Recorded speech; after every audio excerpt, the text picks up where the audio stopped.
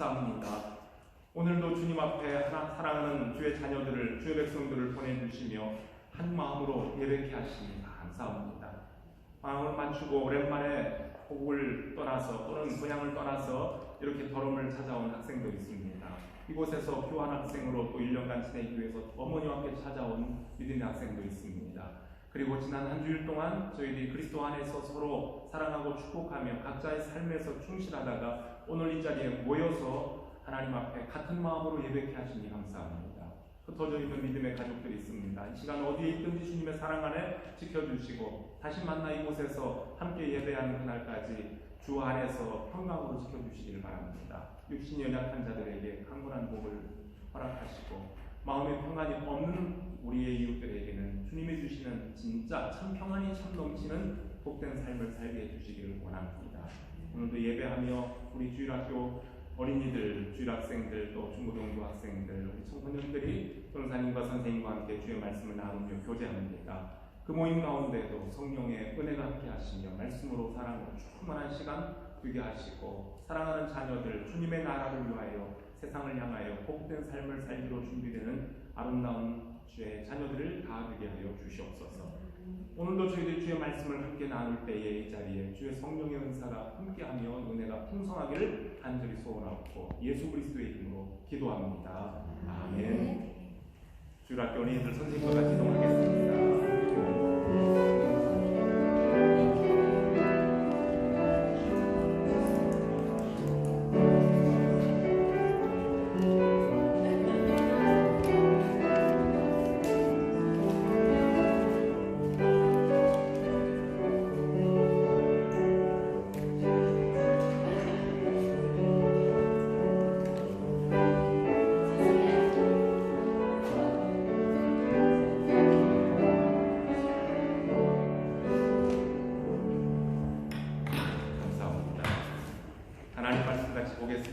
오늘의 말씀은 고린도전서 8장입니다.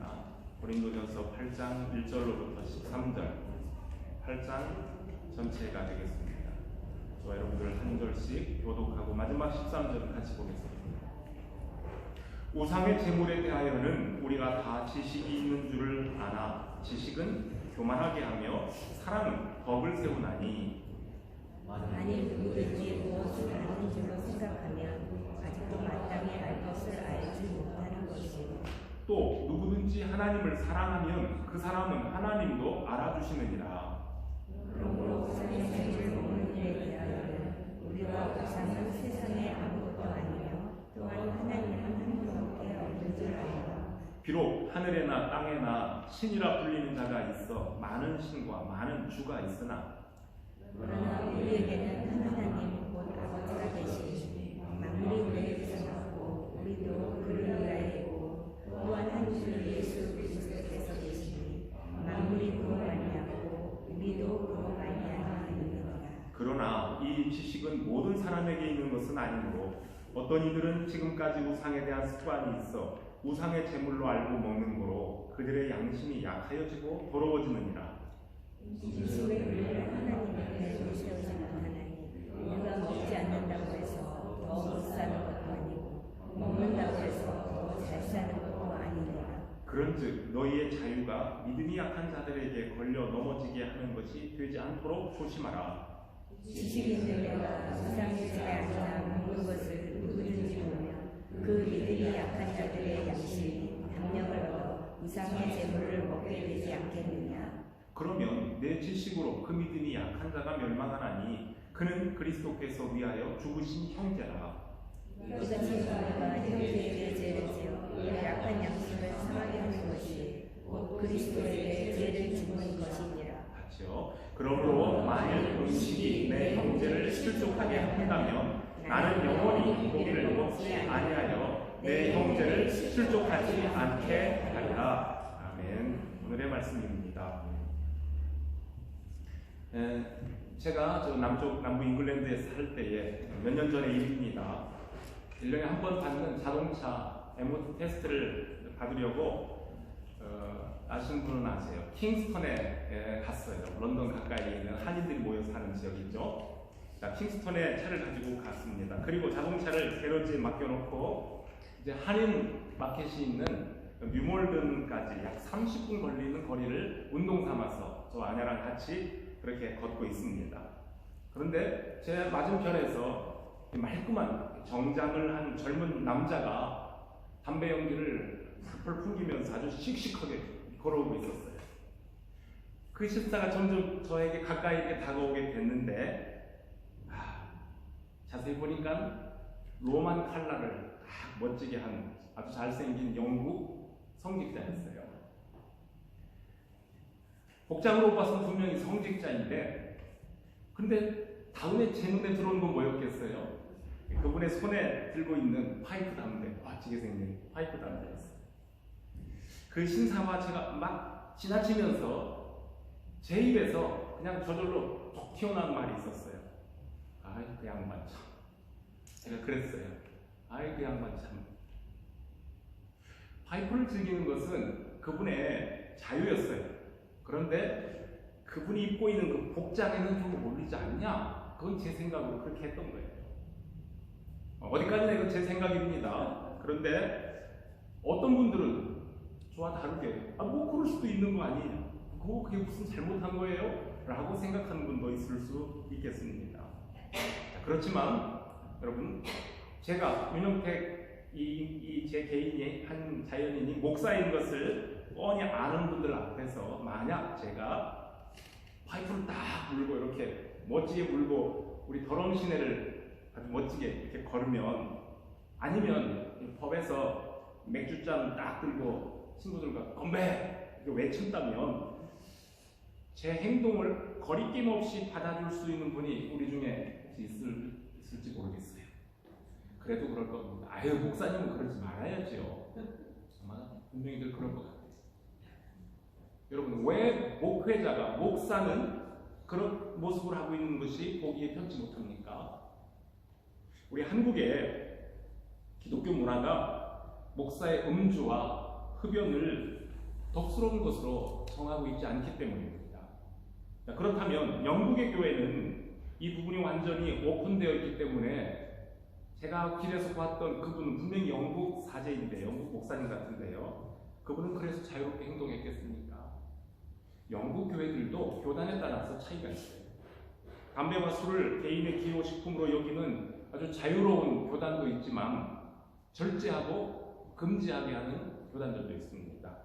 청교도적인 영향을 받은 어떤 영국의 교회들은 철저하게 음주, 그 다음에 흡연을 금지합니다. 자, 그것이 진리와 비진리를 가르는 차원이 아니라 교회 안에서 덕을 세우고 있느냐, 그렇지 않느냐의 문제이기 때문에 교단들마다, 지역마다 조금씩 달라요. 신학적인 용어로 이런 것을 가리켜서 아디아포라라고 부릅니다. 아디아포라라는 말은 별로 대수롭지 않은 또는 해도 되고 안 해도 괜찮은 이런 정도의 뜻을 가지는 용어입니다. 다시 말하면 신학적인 어떤 문제들에 있어서 서로들 간의 의견이 다를지라도 이 정도의 문제는 서로의 다름을 인정해주고 품고 가자라는 뜻에서 사용하는 말이 아디아포라입니다. 진리에 관해서 본질적인 면에서는 일치를 추구하고 하나가 되어야 되고 비본질적인 것에서는 관용과 사랑으로 나와 다른 이웃을, 다른 생각을 하는 이웃을 품어줄 줄 아는 넉넉한 마음이 필요할 때도 있습니다. 술의 역사는 인류의 역사만큼 오래되었다고 하죠. 그러나 우리가 아는 대로 담배라는 것은 성경이 기록된 이후에 아주 오랜 세월이 지난 뒤에 세상에 나온 것이기 때문에 기독교인의 흡연에 관한 문제는 성경에 한 글자도 거론되어 있지 않습니다. 담배나 술, 음료와 커피, 차, 초콜릿 등 이렇게 독특한 향이나 맛을 내고 있는 기호식품에 대한 것은 그 시대와 사회 정서와 문화에 따라 각각 다 다른 기준을 가지고 있으며 교회들도 교리적인 차원의 진리로 정해놓은 것은 아니에요. 초콜릿 먹으면 안 돼요. 커피 마시면 안 돼요. 그런 거 없지 않습니까? 이런 경우에는 각자 자기 기준을 가지고 어느 편이 옳고 그러냐, 이거 토론할 의미가 없다는 겁니다. 그래도 정작 정말로 궁금한 사람들이나 혼란스러워하는 사람들을 위해서 기독교인들이 지켜야 할 기준은 있어야 되지 않겠습니까? 그럴 때 우리는 최종의 권위를 성경에 두고 성경에서 어떻게 말씀하시는가 그 판단에 맡겨야 됩니다. 사람들이 좋아하는 기호식품도 식물에 속한 것이기 때문에 식물에 대하여 성경이 언급하고 있는 어떠한 원리를 찾아보고 같은 원리에서 그것들도 적용시키는 것이 좋습니다. 자, 사도 바울은 로마서 14장과 그리고 오늘 우리가 읽은 고린도전서 8장 그 다음에 고린도전서 10장에서 이와 비슷한 문제를 다루고 있습니다. 그래서 오늘은 그 중에서 8장, 고린도전서 8장에 나오는 예를 중심으로 그리스도인의 자유 그리고 형제 사랑에 대한 말씀을 나누고자 합니다. 고대 고린도에서는 아폴로 신전에 바쳐진 고기들, 육고기들을 시장으로 가지고 나와서 저렴한 값에 팔았다고 합니다. 그래서 일반 서민들은 싼 값에 우상 제물로 바쳐진 고기를 사다가 먹었다고 합니다. 그런데 이러한 절차를 알고 있는 기독교인들은 신앙 양심을 따라서 우상에 바쳐진 고기, 시장에서 팔고 있는 고기들을 먹지 않았습니다. 그런데 고린도 교회 성도들이라고 해서 생각이 다 똑같은 것은 아니었습니다. 시장에 가서 값싼 고기를 사 먹고 싶지만 귀신이 붙은, 혹시라도 귀신이 붙은 고기를 먹고 부정이 탈까봐 무서워서 절대로 우상 제물을 먹지 않겠다 생각하는 사람도 있었고, 양심이 좀 찔리지만 값싼 고기라도 사서 먹어야겠다 하고 이웃들의 눈치를 살살 보면서 사다 먹는 교인들도 있었을 겁니다. 어떤 사람들은 우상 제물을 먹으면 안 돼 라고 절대 사 먹지 않은 분도 물론 있습니다. 기독교로 개종은 했지만 아직 옛 습관을 버리지 못한 사람들 가운데에는 우상의 제물을 사다 먹는 것이 죄스러워요. 양심의 가책을 느끼며 꺼리끼는 마음을 가지고 신앙생활을 하고 있었으니 많은 성도들 중에는 마음에 아직 자유함이 없었을 겁니다. 그런가 하면 우상의 제물은 그저 식물에 불과하니 개의치 않고 먹어도 된다는 지식, 하나님의 말씀에 따른 지식을 가지고 아주 자유롭게 행동하는 교인들도 있었습니다. 하나님이 어떤 분이신지를 바로 알면 다른 우상들에 대한 개념은 정리가 분명하게 됩니다. 아주 쉽게 됩니다. 사람들이 섬기는 하늘과 땅에 있는 어떤 모양이나 어떤 생각으로 된 신들은 사실 아무것도 아닌 허상에 불과합니다. 당연하게 그런 신들에게 바치는 우상 제물 역시 하나님에게는 아무것도 아니고 하나님의 자녀들에게도 아무런 의미가 없습니다. 그냥 음식에 불과할 수 있습니다. 고린도 교회에는 이러한 확실한 신앙을 가지고 사는 사람들도 있었습니다. 그런데 모든 교인들이 다 그런 지식을 갖고 있는 건 아닙니다. 그 중에는 믿음이 연약한 성도들도 있었는데, 그런데 앞에서 말씀드린 확고한 지식을 가진 교인 중에 어떤 사람들이 그 믿음이 약한 사람들을, 교인들을 한심스럽게 여기고 아주 깔본다는 겁니다. 아직 그런 것도 몰라? 라는 겁니다. 하나님은 한 분밖에 없으니 또 어떤 신들도 하나님 앞에서는 아무것도 아니고 우상은 우리에게 아무런 복도 줄 수도 없고 해도 끼치지 못하는데 뭐가 무서워서 우상에게 바쳤다는 고기를 먹지 못하느냐? 괜찮아, 먹어라. 무엇이든지 감사함으로 먹으면 되는데 하나님이 자유를 주셨는데도 왜 못 먹는? 겁쟁이들이구나 라고 하면서 믿음이 약한 사람들을 무시하는 사람들은 마치 자기들이 그 사람들보다, 나는 너보다 한 단계 위야 라는 사람이냐 교만한 태도로 행동을 한 겁니다. 그런가 하면 고기를 먹지 않는 편에서는 먹고 마시는 교인들을 가리켜 뭐라고 했을까요? 저거 엉터리, 나이롱 신자 라고 비판했을 거예요. 믿음이 약한 사람들은 교회에서 존경을 받는 분이 우상의 제물을 아무렇지도 않게 먹고 마시는 것을 보고 마음에 상처가 되어서 넘어져 버린 거예요. 예를 들면 뭐겠죠? 어라? 목사님이? 장로님이? 그럴 수 있어? 자, 이제 보니 저 양반 가짜 목사네. 예수 믿는 것들 알고 보면 별거 없어. 이래 사나 저래 사나 다 마찬가지인데 그렇다면 꼭 예수를 믿어야 되나? 신이고 뭐고 다 필요 없고 그냥 나 자신을 믿으면 되는 거야. 이런 생각을 하게 되는 겁니다. 그런데 여러분, 더 심각한 문제는 뭐겠습니까? 그 지식이 있다는 사람들의 자유로운 행동 때문에 아직 믿음이 단단하지 못하고 성경 지식도 확보하지 못한 사람들의 양심이 아까 말한 것처럼 점점 무디워지고 양심이 연약해졌다는 겁니다. 교회를 나오기 시작했지만 우상을 섬기던 옛습관으로부터 완전히 벗어나지 못한 교인들은 저렇게 믿음 좋은 분들도 제 마음대로 먹는데 다 같은 초년병들이야, 이 정도쯤 해도 괜찮겠구나 라고 생각하며 옛날처럼 우상의 집 아폴론 신전도 막 들락달락 마음대로 하며 거기 가서는 거기 우상에게 절하고 거기 음식 사 먹고 교회에 와서는 또 할렐루야 찬송하며 예배를 드린단 말이에요. 처음에는 양심이 좀 찔리기는 했는데 믿음 좋은 다른 사람들의 행동을 보고 나니까 담력이 생기는 겁니다. 하나님이나 아폴로 신이나 다 같은 신 아니겠어? 여기서는 여기 식대로 따라가고 교회 가면 교회 식대로 따르면 되는 거지 하는 마음으로 풀어져가는 겁니다.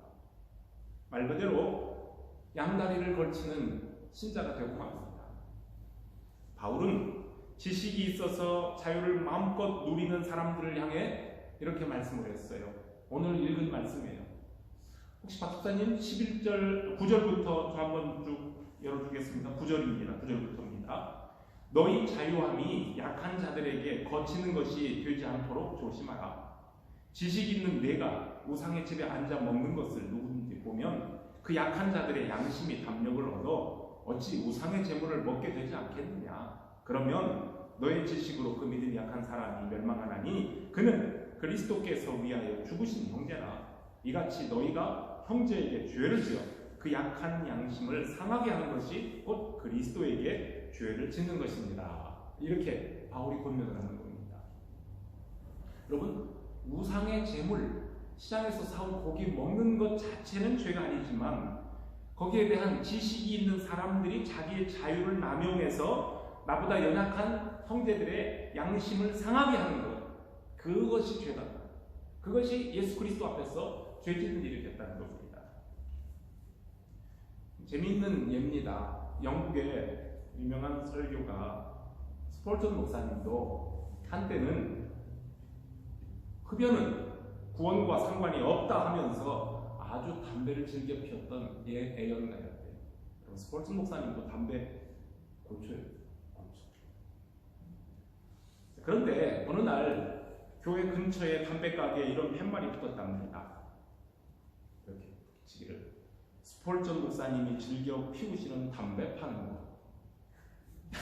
이런 팻말이 붙었대요. 그 말이 스폴전 목사님의 귀에 들어왔어요. 그리고는 그날로 금연을 선언했답니다. 왜 그랬을까요? 내가 담배를 피우는 것은 내 신앙의 본질과는 상관이 없지만 나 때문에 여러 사람들이 담배를 피우면 건강을 해치게 되는 나쁜 영향을 미친다. 난 그래서 이제부터는 내 이웃을 위해서 절대로 담배를 피지 않겠다라고 선언을 했답니다. 여러분, 목사가 파이프 담배를 즐기고 친구들과 함께 술자리에서 먹고 마시는 것이 자기 지식에 따르는 개인의 자유일 수는 있지만 누구인가는 상처가 되고 시험거리가 될 수 있습니다. 그래서 아까 시작할 때 말씀드린 것처럼 제가 길에서 보았던 그분이 저는 누군지도 몰라요. 그리고 또 그분이 파이프 담배를 맛있게 즐기는 것을 제가 하지 말라고 제지할 권리도 없고요. 저는 그분을 정죄하지도 않습니다.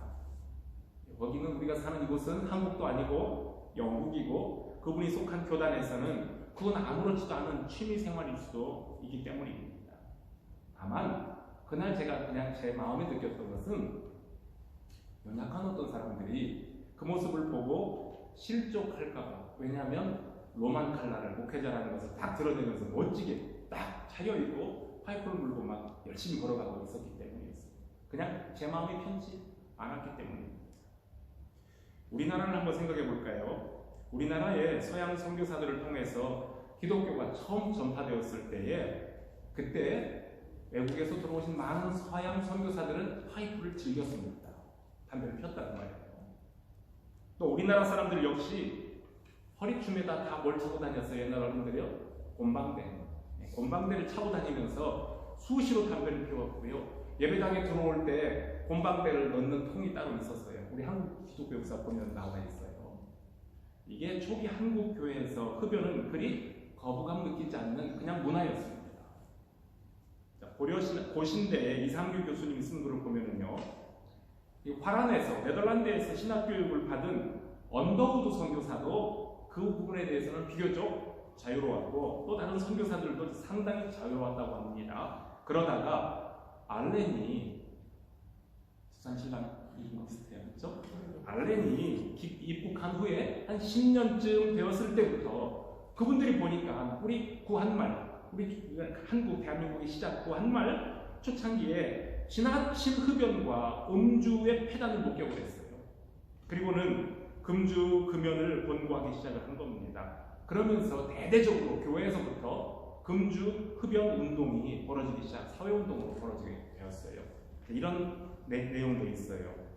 그 역사서 그 이상규 교수님 쓴 걸 보면은요, 선교사들은 도박과 축첩을 금하고 혼인 장례 등에서 구습을 타파하고 비합리적인 인습, 비과학적인 의식을 개조하고자 노력했는데 금주 금연은 이런 측면에서 방조됐다.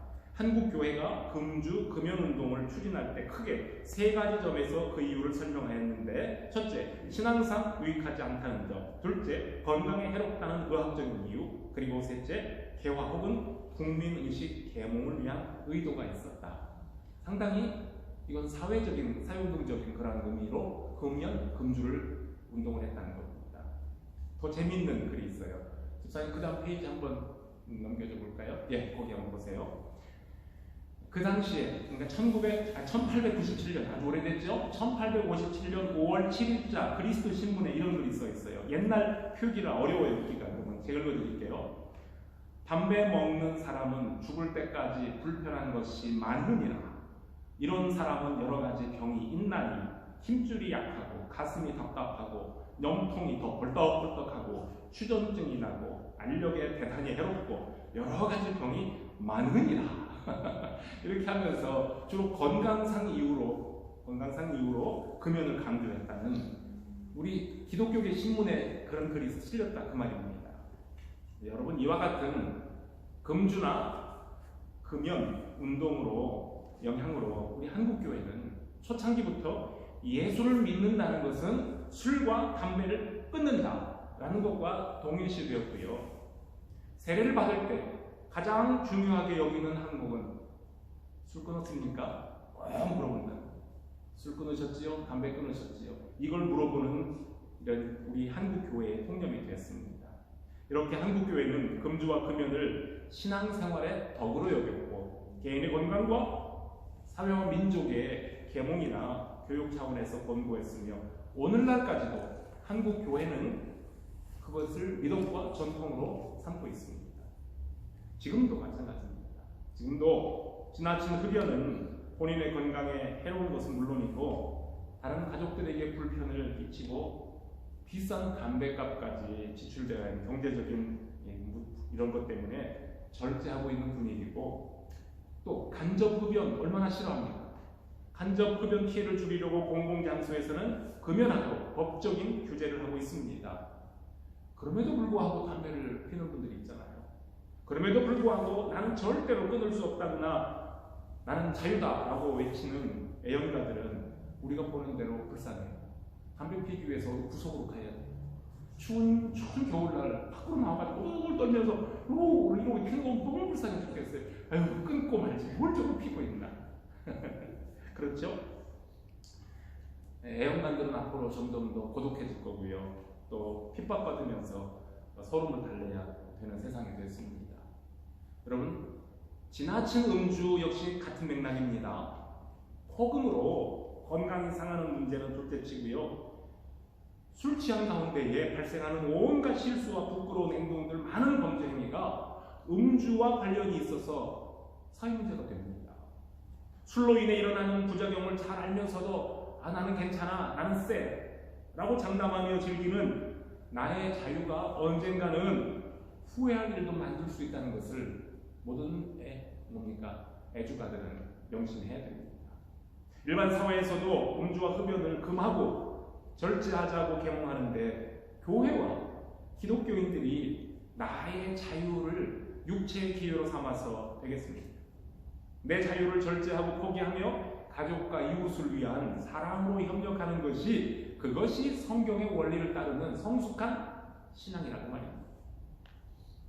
성경 어디에 술 먹지 말고 담배 먹지 말라고 나왔느냐? 목사님 근거 좀 대주세요 라고 하면서 교회가 괜히 쓸데없는 규칙 만들어서 피곤하게 만든다고 불평하거나 술과 담배는 개인의 생활이고 이것은 불간섭의 영역이니까 사람들 눈치 볼 필요 없이 그냥 내 편한 대로 자유롭게 즐기면 된다고 확신하면서 음주나 흡연 문제로 고민하고 불편해하고 있는 사람들을 보고는 아유 저것들 지식이 없어서 그래 몰라서 그래 라고 비웃고 큰소리 한다면 그런 사람들은 나의 지식으로 다른 사람들을 판단하는 교만이 되는 거예요. 그건 교만한 신앙입니다. 반대로 교회에 다니는 사람이 아직도 그거 술 하나 담배 하나 못 끊고 이러고 있느냐고 저러다가 언제 믿음 잘하겠느냐고 한심하다는 투로 술, 담배 즐기는 분들을 비판하고 만약에 정죄하는 분들이 있다면 그건 역시 내가 아는 또 신앙의 지식으로 그 형제를 대하는 교만함이 됩니다. 여러분, 사람들이 술 마실 자유 있어요. 하지만 여러분, 이제 목사가 하는 얘기예요. 성경에도 나온 말씀을 이어서 하는 말씀입니다. 하지만 이건 자기 양심이 하는 말입니다. 야, 내가 술 먹고 담배 피는 거 이건 내가 그리스도인으로서 하나님의 영광을 위한 행동은 아니지 라는 내 양심이 나를 고발한다면 어떻게 해야 되냐면요, 거기서 수독해야 돼요. 거기서 멈추는 것이 건강한 믿음입니다. 거리끼는 양심으로 계속하여 무엇을 하는 것은 이미 그것이 나에게 속된 것이 되어버렸고 나에게 악한 것이 되었으니 거기서부터 더 나가지 말고 거기서 멈추는 것이 나 개인의 성숙한 믿음을 위해서도 좋고 덕을 세우는 일에도 아주 좋은 결단입니다. 그렇다면 양심의 꺼림이 있으면 금주해야 되고 금연해야 되는 거예요. 사도 바울의 말처럼 오늘 읽은 말씀에도 나와요. 식물은 그랬어요. 식물 안에는 먹는 모든 것이 다 포함됩니다. 식물은 우리를 하나님 앞에 내세우지 못한다고 했어요. 식물은 먹지 않는다고 해서 손해볼 것도 없고 먹어도 유익할 것이 없습니다. 먹어도 그만이고 먹지 않아도 크게 섭섭할 일이 아닙니다. 그깟 고기 한 점 먹지 않았다고 해서 혹시 영양실조 걸리겠습니까? 다른 사람 상관하지 않고 마음껏 먹었다고 해서 대단한 영양을 공급받았거나 아니면 나는 믿음이 강한 사람이다 그래 괜찮아 라고 자랑거리로도 되겠습니까? 그래서 바울이 말했습니다. 그러므로 여러분의 자유함이 약한 사람들을 넘어지게 하는 장애물이 되지 않도록 조심하십시오. 바울이 제시하는 아주 간단한 원리입니다. 우상에 바쳐진 제물처럼 술이나 담배도 아니 그 어떤 식물도 우리를 하나님 앞에 내세우지 못합니다. 나중에 우리가 하나님 앞에 섰을 때에 하나님 저는 세상에 살 때 술 한 모금도 입에 대지 않고 살았습니다 라고 하거나 하나님 저는 술이 하나님이 주신 좋은 음식인 줄 알고 감사함으로 즐기며 살다 왔습니다 라고 했다고 해서 우리 하나님께서 참 잘했다 잘하였도다 충성된 종아 네 믿음이 너를 구원하느니라 그렇게 하시겠습니까? 먹고 마시지 않아도 손해될 것도 없고 먹고 마신다고 해서 또 유익할 것도 없습니다. 우리가 예수를 구주로 믿기로 작정하였을 때에 그 정도의 지식은 우리가 갖게 되었던 겁니다. 그런데 이제 더 드리는 말씀은 그런데요. 그 지식보다 더 아름답고 뛰어난 것은 사랑입니다. 사랑. 아까 우리 예배 시작하면서 사랑에 대한 찬송도 불렀죠. 나의 지식으로 형제를 다치게 할 수도 있고 그 형제를 정죄하기도 하지만 그 지식이 사랑으로, 형제 사랑으로 사용이 되면 내 이웃을 살리고 격려하는 능력이 됩니다. 내 지식으로 내 자유를 마음껏 행사할 수 있는 권리가 나에게 있지만 나의 형제를 아끼고 사랑하는 마음으로 나의 자유를 포기할 때 그 지식은 형제를 살리는 선한 열매를 맺기도 합니다.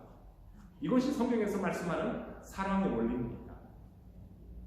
사랑이 없는 지식은 나를 교만하게 하지만 사랑은 덕을 세웁니다. 내가 무엇을 아는 줄로 생각하고 약한 자들을 업신여기면 아직도 그 사람은 마땅히 알 것을 알지 못하고 있는 것입니다. 누구든지 하나님을 사랑하면 하나님께서도 그 사람을 알아주십니다. 하나님을 사랑하는 그 사랑으로 나의 이웃을 사랑하며 살기를 바랍니다.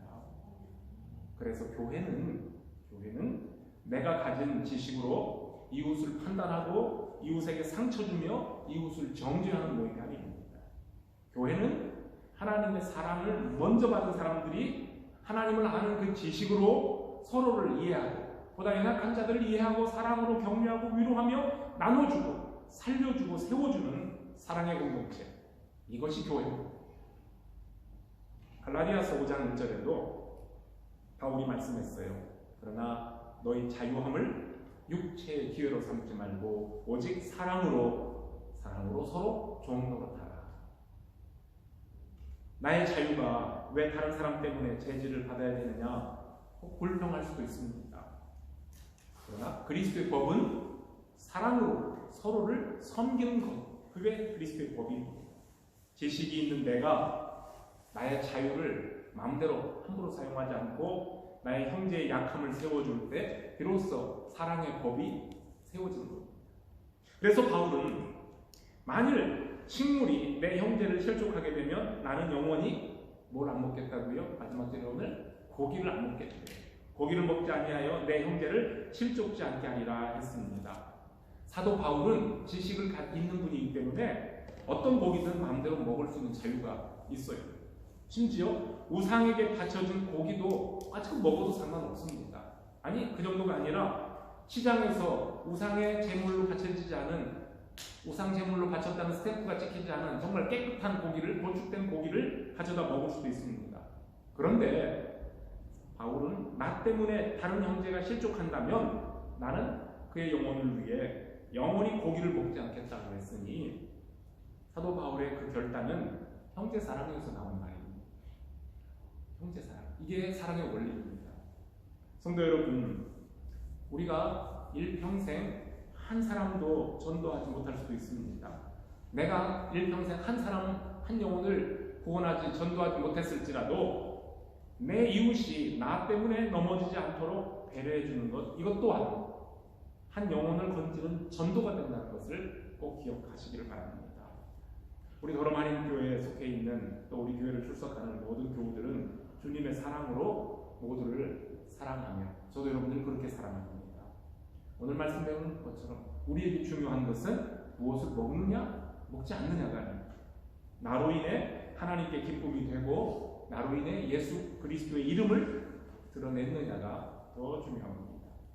고린도전서 10장 31절에서 바울이 이런 말씀을 했죠. 먹든지 마시든지 무엇을 하든지 다 하나님의 영광을 위해서 하라 하신 말씀을 늘 마음에 두고 믿음 생활 열심히들 하시길 바랍니다.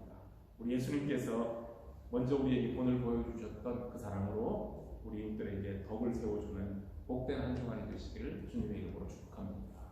같이 기도하겠습니다. 자비로우신 하나님 아버지 감사합니다. 세상에 많은 것들 중 가장 연약했던, 지혜 없었던 저희들이었지만 택하여 불러주시고 하나님의 백성 삼으시며 하늘의 참 지혜를 허락하심을 감사합니다. 예수 그리스도를 아는 믿음과 하나님을 아는 지식으로 세상을 살아갈 수 있는 특권 주심을 감사합니다.